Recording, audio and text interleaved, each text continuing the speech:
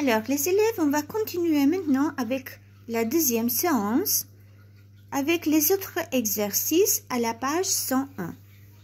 Atëherë nxënës, do të vazhdojmë me ushtrimet e fletës 101, pra përsëri me ushtrimet gramatikore. Tashmë kemi l'interrogation avec est-ce que dhe qu'est-ce que. Pyetjet me est-ce que dhe qu'est-ce que. Est-ce que e kemi marrë dhe më parë, sikurse dhe qu'est-ce que. Est-ce que do thot a, ndërsa qu'est-ce que do thot çfarë. Para se të fillojmë punimin e ushtrimeve, dalemi pak te këto dy fjali. Atëherë, si fillim, ju janë dhënë fjalia me foljen vje. Ty vje, do të vish. Kjo pyetje është bërë me intonacion, pasi po të kishte pik, do të ishte ty vje, ti vjen. Ndërsa në rastin tonë e kemi ty vje, do vish, e kemi bërë pyetse pra. Një mënyrë tjetër, përveç se intonacionit, është dhe me inversion, duke kaluar foljen përpara dhe për emrin mbrapa. Vje ty, do vish ti. Por gjithashtu kemi marrë dhe rastin me eske.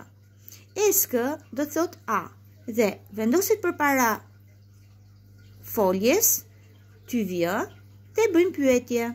Eske ty vje, a do të vish ti?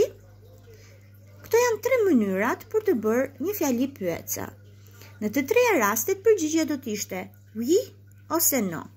Pra, po ose jo. Oui, je viens ose non, je ne viens pas. Atëherë, këto pyetje kur marrin përgjigjet oui ose no quhen question fermée. Pyetje të mbyllura. Përveç këtyre, kemi gjithashtu edhe pyetjet e hapura, le question ouverte. Pyetjet e hapura sepse përgjigjet mund të jenë të shumta. Shikojmë rastin ton. Qu'est-ce que tu fais? Çfarë bën ti? Les devoirs, detyrat. Où vas-tu? Ku shkon ti? Chez le dentiste, tek dentisti. Pourquoi? Pse? Parce que j'ai mal au dos, sepse kam dhimbje tek dhëmbi. Comment vas-tu? Si do shkosh? En bus, me autobus. Qui vient avec toi? Kush do vi me ty? Ma mère, mamaja ime. Atëherë, si që shikoni, të gjitha këto pyetjet kanë marrë përgjigje të ndryshme, prandaj dhe quhen question ouverte, pyetje të hapura. Atëherë, kalojmë pak tek ushtrimet tani. Tek ushtrimet do të punojmë ushtrimin numër 7. Trouve deux questions pour chaque réponse. Gjej 2 pyetje për çdo përgjigje. Atëherë, në 2 rastet e para keni oui ose no. Kështu fillon pra përgjigja. Dhe kuptohet pra që do të përdorim një pyetje të mbyllur. Oui, je vais faire un gâteau. Po, unë do bëj ëmbëlsirë. Dhe no, l'anniversaire de Zoe c'est le 7 mars, jo ditëlindja e Zoes është në 7 mars. Përgjigja pyetja mund të ishte tu vas faire un gâteau ose est-ce que tu vas faire un gâteau? Oui, je vais faire un gâteau pra. Të njëjtën gjë do të bëni me bën dhe cën, do të gjeni pyetjet. Kujdes sepse në rastin e tretë keni një përgjigje të gjatë, pra pa oui dhe pa no, dhe do të jetë një pyetje e hapur, question ouverte, e cila do të përdoret tek C-ja.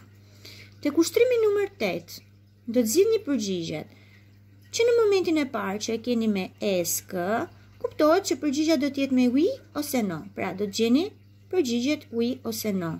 Ndërsa, fjalin tjetër bën, do e lidhni me pjesët e tjera. Qu'est-ce que tu vas faire pour la fête? Çfarë do të bësh ti për festën? Des invitations et un gâteau. Je vais acheter des boissons. Pra, ftesat dhe ëmbëlsirën dhe unë do të blej pijet. Tek ushtrimi numër 9, ju kërkohet që të gjeni pyetjet, pra do kuptoni një herë përgjigjen dhe më pas do mendoni pyetjen. Si do të ishte pyetja, pra që të merrte këtë përgjigje. Rikujtoni përsëri we, no dhe we, pra aja, c-ja dhe d-ja do të kenë një pyetje që fillon me sk, sepse kërkon një pyetje të mbyllur, ferme. Ndërsa b-ja dhe e-ja duan question ouvert, pyetje të hapur.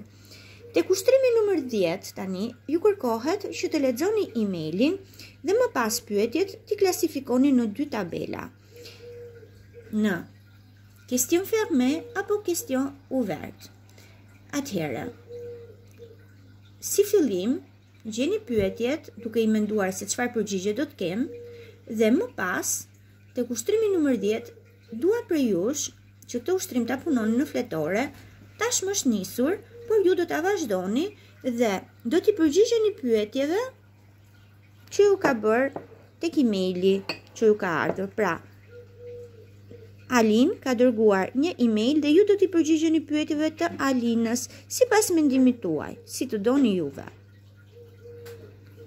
Vazhdoni punën dhe më dërgoni detyrat.